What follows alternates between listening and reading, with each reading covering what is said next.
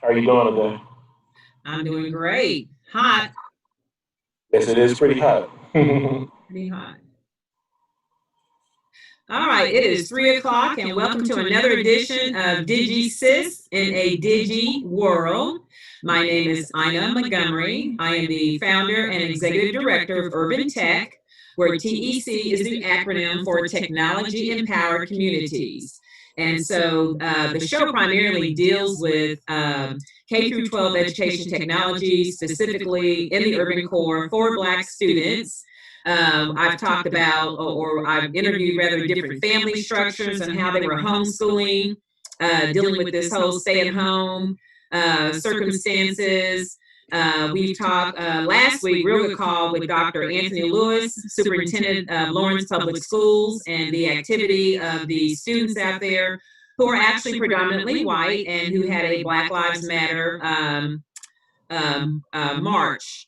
And I've talked to parents again. I've talked to Katina Taylor, who's a consultant, about the widening of the achievement gap, the knowledge gap, and unfortunately all the gaps that Black students specifically are experiencing during this COVID stay-at-home time. So we're looking for solutions. I'm still looking for a call-in number. I hope to have that soon so I can take live calls. So in the era of COVID, if you will, and the whole Black Lives Matter marches that are going on, there has also been an identification of the lack of Black history being taught in schools. I saw actually a white student who was interviewed last week on national news, can't remember which one, that she even commented saying how when she reflects on her educational, K through 12 educational experience, she really did not learn anything about Black people. And so she's like, I really don't know anything. She's like, and I'm mad that I don't know. She's like, because I really want to know about, their contributions. So I found out, I believe it's been 2 years, about a conference that takes place that started out at University of Missouri in Columbia, and it's called Teaching Black History. Very simple, very straightforward. Unfortunately, I didn't get a chance to attend the first year, but I did attend last year. I was very impressed by the level of presenters, speakers, the content. It was excellent. And so today on the show, I've got LeGarrette King, founder of the conference. I know he's got a lot of co-conspirators along with that, but he's leading that effort and the initiative for getting Black history taught in schools. So I'm going to let you introduce yourself, the conference, Mr. King, and it's all yours. Well, hello. Can you hear me? Yes. Yes. So, hi, I'm Dr. LeGarrette King from the University of Missouri at Columbia. My official title is Isabella Wade Lyda, Paul Lyda Professor of Education. And I'm also the founding director of the Carter Center for K-12 Black History Education, which is a research and professional development center seeking to improve the status of Black history in our public schools around the country and hopefully internationally. So as part of one of the mission of the Carter Center is to provide professional development for teachers and Black history supporters. And our largest professional development program is the Teaching Black History Conference, which is held in July each year. This is our third conference. This conference theme this year is Teaching Black Her Stories, which focuses on learning about the histories and how we appropriately teach about Black women within our society through our history and in the contemporary. Okay, and what was the thinking behind the need for this conference when you initially came, when you were putting it together? What was the thought? Yeah, so while I was in graduate school in the mid 2000s, I began to start researching Black history education, particularly K through 12. So of course, whenever you learn about Black history education, you learn about Carter G. Woodson, and you learn, about the the things that he tried to get off the ground, particularly for primary and secondary education. So what I learned during that time was that this thing about teaching Black history in schools has been an issue since the late 1800s, right? Ever since we Yes. began to start public schools for Black children after the Civil War. And throughout history, there has been times where Black history education has been in the front of the educational lexicon, particularly when there were social um, upheavals or civil unrest, right? So early 20th century, where we had lynching, that's where Woodson came in. The 1960s, during the modern civil rights era, there were tons of Black history courses that were developed throughout the United States, and of course, now the Black Lives Matter, movement since 2015. There has been a uptick on schools and states trying to develop Black history curriculum. But what is most important, other than the curriculum, are the teachers that will be in those classrooms teaching Black history. It doesn't matter how good your curriculum is. It doesn't matter how dedicated you are. It's all about who is in front of those kids teaching Black history, because the dispositions matter, right? The type of knowledge matters, right? And throughout our years, we have not had a substantial program, right, dedicated at helping teachers build curriculum, um, talk about the various different pedagogies that are needed to effectively teach Black history. And also, we've never had a network, or not to my knowledge, a network of K-12 teachers, Black history, in a way where people can feel safe and talk about these issues, as well as places where they can shine and show the good things that are going in the classroom for Black history. So many of our presenters are teachers, and they present on what they are doing in the classroom to help other teachers that are having difficulty. Okay. And you had a lot of great speakers in Columbia last summer. Can you just remind me a lot of content? And I know, I don't think all of them were teachers. If you can remind me some of the speakers and what they spoke about last summer. Right. So what makes us a little different from a lot of places is that our speakers and our presenters are very diverse, right? Many of them come from K-12 education, many of them come from the university, and many of them are what I would call community educated, right? They educate the community, whether it's through churches, museums, etc. This year, we dedicated the conference. The conference theme was, about in enslavement. So we were commemorating 400 years of British North American slavery uh, last year. So we had uh, uh, Dr. Ebony Thomas, I'm sorry, from the University of Pennsylvania. She's a great professor in language and literacy. She recently wrote this great Black futuristic book, on Black futurism. And then we also had Dr. Hassan Jeffries from The Ohio State University, who is a wonderful scholar on civil rights movement, as well as he's the host of the Teaching Hard History podcast, which is Mm. dedicated to teachers to teach about slavery. The year before, we had Hillary Banks, right, from the Fresh Prince of Bel Air. Her real name is Karen Parsons, but Mrs. Parsons, after the Fresh Prince, developed a Black history company called Sweet Blackberry that produces Black history cartoons as well as Black history curriculum, and we had her here doing that too. So the last 2 years have been wonderful. This year we have Dr. Kyla Gross as well as Dr. Diana Berry, and they are the authors of A Black Women's History of the United States, which just came out in February, and they're here to share their knowledge about Black women's history. Oh, wow. And I'm sorry, I think you said it, I'm looking over some of the topics that were suggested, I guess, for this year's conference on her stories. Can you just give us a couple that have been tentatively confirmed for July? Right. So we have a few presentations on Black women activists, right? Mhm. They're during the enslavement period or during the civil rights movement. We also have a few presentations on individuals such as Ida B. Wells, other Black women. We're in the middle of finalizing all of the programs now, but we have a very good mix of presentations that deal with the notions of, hey, this country wouldn't be a country without Black women, right?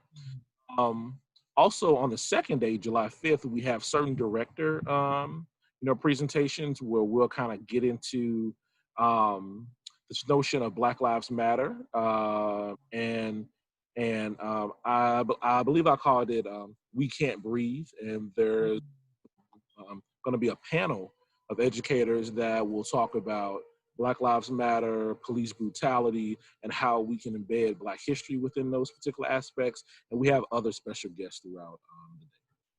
Okay, and let me do a couple of plugs. And so give me the date or give us the dates of the conference, if you've got the times and any other details so we can get a couple of plugs in for that. Yes, so July 24th is the first day, and we will run from 9 till around 3 o'clock. Um, and everything is online this year. We're trying to be responsible, and a lot of states are opening up, including Missouri. We do not think it's responsible to have 300 plus people in a small venue this year. So July 24th is our first day. The first session starts at 9 o'clock. Usually we do some things very special, so we really want people to get there and log in at 9 o'clock. The next day, July 25th, will start around 9 o'clock as well. Maybe a little earlier, 8 o'clock, because I'm doing a special session on my Black History framework, and I Okay. have Dr. Latasha Levy, who will be talking about her Black History curriculum, Black Star Rising, and that will be at 8 o'clock for those that are interested in building Black History programs and what we should do. And we will end with the We Can't Breathe, which will probably end around 3 o'clock. Okay. So, and so July 24th and 25th, it Yes. will be online. And how much is that fee? So registration is $75 for the 2-day conference, as well as so we have many different people that submit proposals, and a lot of times we can't fit everyone in for those Mhm. days. So what we're going to do this year is we have an initiative called Carter Classrooms and Carter History Clubs, where these are monthly professional development sessions. So for the $75, you have admission into the conference, as well as you're going to have um, admission into the monthly professional development meetings this year, leading up to the 2021 conference. Okay. And you've already have all your speakers. You know, I'm asking for myself since I didn't get my proposal in. Is everybody confirmed for the ongoing? I'm sorry, I got to plug my computer up here. Always happens when I'm online. Just a minute. Mhm. It goes like right. Okay. I mean, it's real gangster on no power. Okay. So on the for the ongoing professional development, um, are you all locked in? Is everybody locked in for that for the next year or what? No, we're very flexible. So we will have the people that submitted proposals Mhm. part of that group as well. But we have to be very flexible and our ears to the streets, because, of course, there's always topics that are brought up in our contemporary society that needs to be taught. Um, Right. so definitely, I will keep people in mind as we move forward throughout the year. Okay. And yes, and so I was looking forward to you coming to Kansas City, which Oh for yeah. those of you out there, this is where the conference was going to be hosted this year. And again, because of COVID, it had to move online, just like most other conferences. I was headed to SREB in New Orleans. I was headed here. I was headed there. And now I will be at home. I was even going to the Poconos for the first time. Uh, Wow. that's and I'm still working on that. In fact, I will probably have you review my book, um, Dr. King. I'm going to definitely respect your title. And it's called A Day with Edie. And I wrote it as a master's project when I attended University of Virginia. And it's about a young Black girl, 8 years old. Her name is Edie, and her life um, as a young Black girl in a enslaved family on Thomas Jefferson's Monticello. Oh wow. Okay. As you and I know, although we were enslaved, we were still families. We still Yes. had family structures. We had our own gardens. Mother still cooked. The father was there. So this book kind of celebrates the human side or the family side of the family. That's So great. like I said, I was headed to the Poconos for a workshop to have the book review because I'm in the process of publishing. Um, did I mention? Oh, in fact, you allowed me last year. Remember? I Mm-hmm. think I showed it to a couple of teachers. So another great venue or opportunity for people who are, who might have ideas to attend the conference, to network. I got some good feedback from those who had the chance to read the book. So I am still pursuing that to be published, and so I'm excited about that. So going back to the conference, and just how timely, um, have you been reached out to, or how's the attendance looking for the conference, knowing that the iron is hot, if you will, and you and I know we're Black 365. This, it's not like this is the trending right now, or this is the thing that's happening.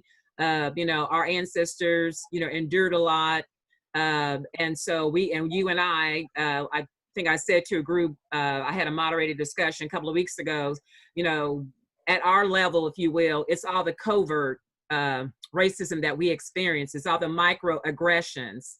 Um, and so, and the other thing I like about the conference, something you just said, is that a lot of our kids don't think that we've ever done anything.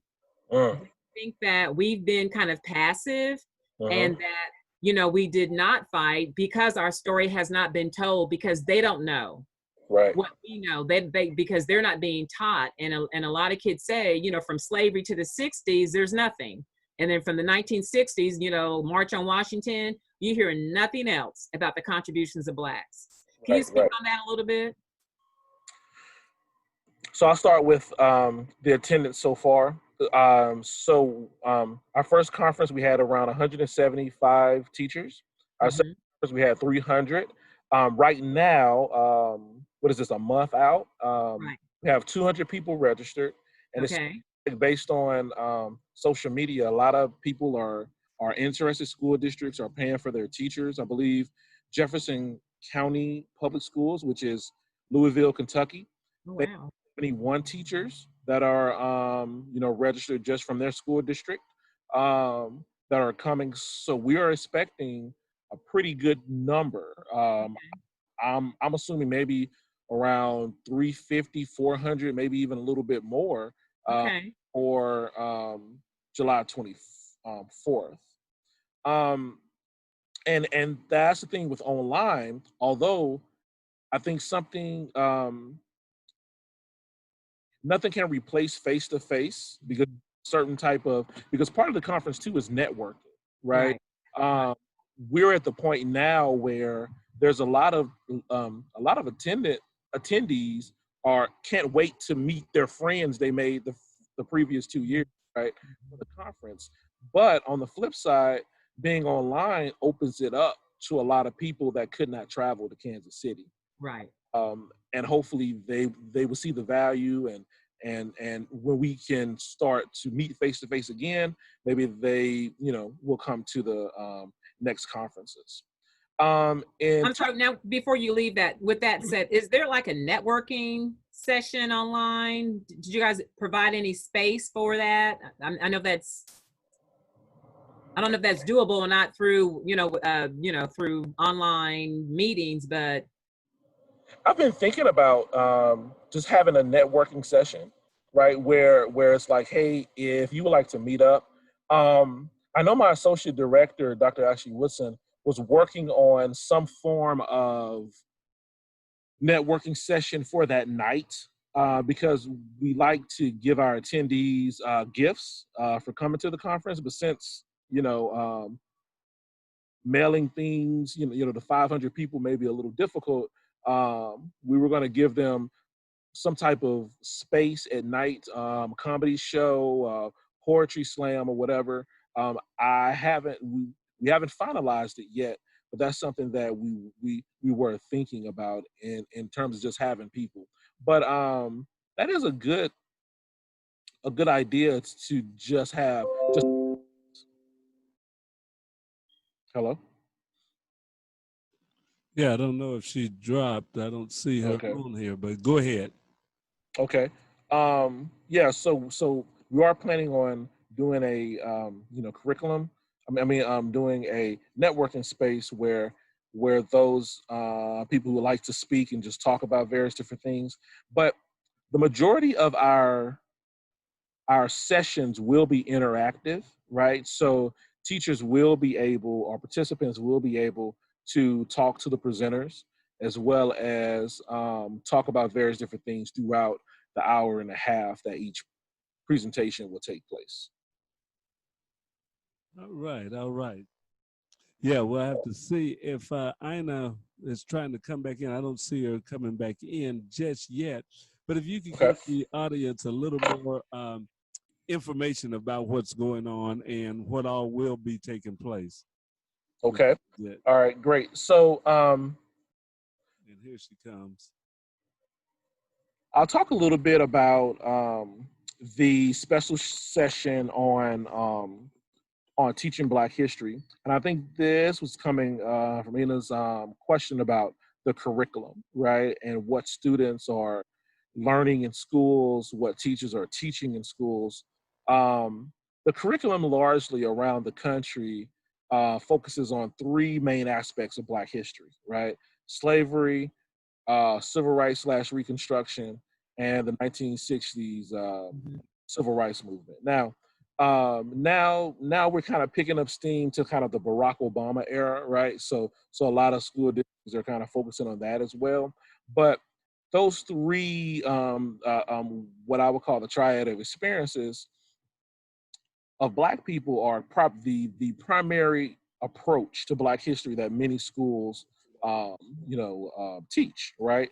Now, many different places are not doing a really good job with doing that. As we could tell news stories from the past few years about kind of the troublesome ways in which teachers are teaching about slavery and um, and and and most of these particular narratives are based on Black suffering, right?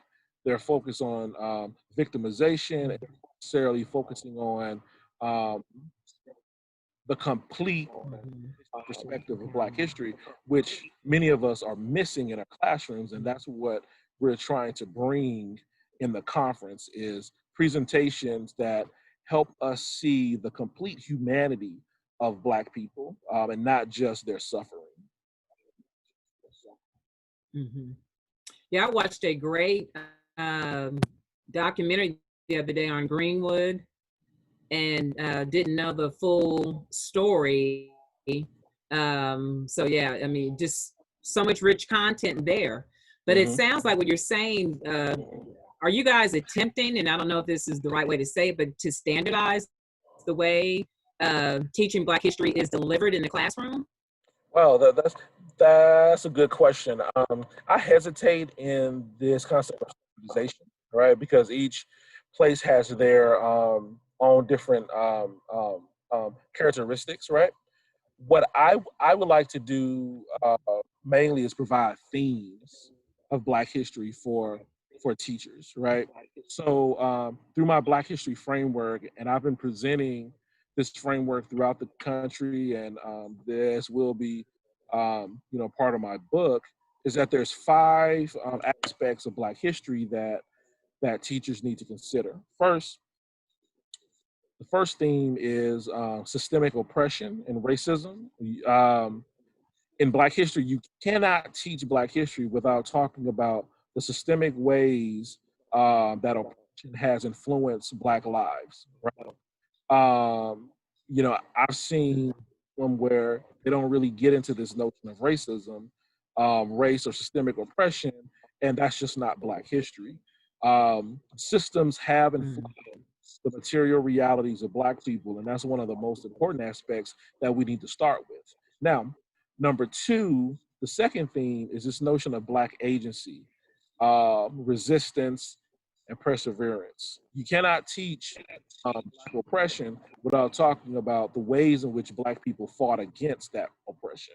Um, when when we leave that out, many different places focus solely on Black suffering and systemic oppression, which leaves an understanding that Black people didn't fight for their rights, or they were just Right. acquiesce to this notion of oppression, right? So Black agency can be many different ways, from us fighting, from us resisting in passive ways as well. The third theme is kind of this Black globalness, right? Teaching about Africa and the African diaspora. And what's extremely important, and if any of the students are like me when I got into college, you just didn't realize that, whoa, this whole world has Black people in it, right? From the Netherlands to just everywhere, and you're really shocked to see how many different people. The beautiful thing about that is talking about and understanding the similarities of Blackness around the globe, as well as the different aspects of Blackness around the globe, and how race has played a effect on how these particular people see themselves. Now, the last two themes could be a little controversial depending on the ways in which you understand Black history, but the fourth one is Black joy and love. Um, Black joy and love, in my opinion, brings the human side to Black people. Just because you are oppressed does not mean you cannot find joy in your particular situations. And Black history is filled with many different instances where we are just being ourselves despite the oppression, right? Black love is is this notion of Black people loving Black people that they don't even know, or that they would never meet, right? So when I see these revolutionaries on the street today, that's love for future generations, right? When we were young, Right. Right. we were fighting for our children, our grandchildren, our great grandchildren. That is love. To be fighting for um, human rights, even for people that you don't even know. That's Black love. And of course, we can talk about the traditional love as well, right? With Black families and all this stuff. But Black joy and Black love is really missing in the curriculum, right? And the last is Black intersectional analysis, right?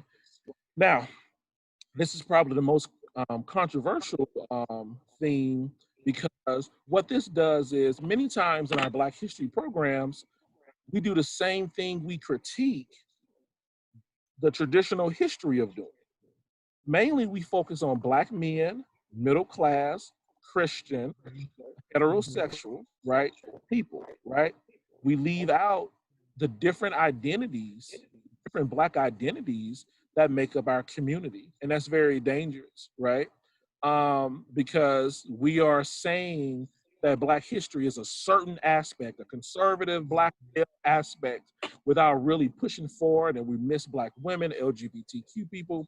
We, miss all these particular things. And then also this theme, what it does is it helps us understand that, and I'll go back to this word, that Black people are human, right? We're not we're not superhuman. We don't always do things right. We're susceptible to sexism, right? We are susceptible to all the isms that are out there, depending on where we are in our geographies, right? So therefore, topics such as um, Black Americans recolonizing Africa, Liberia, Sierra Leone, right? And the ways in which they enslaved the natives back in Africa, right? Those are the topics that are left out of Black history, and those are the things that we really need to explore. And that's what I mean by these intersectional analysis in Black history. Right. Yeah. Good point. And if you could just say, because I know some people are wondering, because I know I had to explain to one of my Hispanic friends, she's like, why do you say Black? How come you don't say African American? I mean, you touched on it, but can you just say the difference from your view? When I talk about Black history, I'm talking about a global experience, right? Right. Right? African Americans, I guess you can classify African Americans as an ethnic group, a Black ethnic group, right? My wife is, proud Caribbean woman, right? Trinidadian, right? And when she moved to the United States, and people were trying to, oh yeah, you're African American. I'm not African American, and what's interesting, you talk to her family, they would even deny being Black, right? We're not Black, we're West African, right? Type of deal. And that was so fascinating, to me, right? This notion like, nah, chick, you Black, right? Nah, you Black, right? And they'd be like, nah, we're West Indian, right? And I was just like, okay, all right, but you come here, you're Black, right? But I definitely don't want to. So in talking about theme number 3, kind of this Black global, global experience, we learn so much from Black people around the globe, and they see things a little bit differently from us based on their histories, right? And they may kind of conceptualize Blackness a little bit different. When I did a presentation in England, um, maybe last October, because in England they celebrate Black History Month in October. So I was there doing a Black History talk. Um, oh Lord, and I'm forgetting the place I was at, and I had a really good time there. But Black there includes Southeast Asians. Mm. So people from India and Wow. those particular places, the Philippines, et cetera, et cetera. Those people are considered Black, right? Here in the United States, we do not consider Southeast Asian people Black, Mm-mm. right? Mm-mm. Right. And of course, all the brothers and sisters from the Caribbean, from Nigeria, and they are considered Black as well.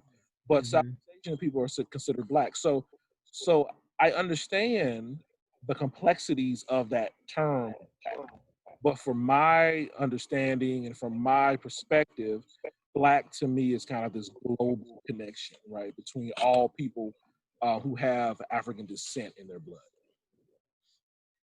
Right. And thank you for that definition. And I didn't go into that detail, but what I did say to her is that African American excludes the Black diaspora. Right. And so to be inclusive, we just say Black to cover everybody. Right. But Exactly. looks like I need to wrap up. I sure appreciate you coming on and giving us your time, Dr. King. If you have time next week, I'm going to have students come on, Black students come on and talk about the impact of not being taught Black history. So far I've got about 4 coming on. If you want to join that conversation, just let me know.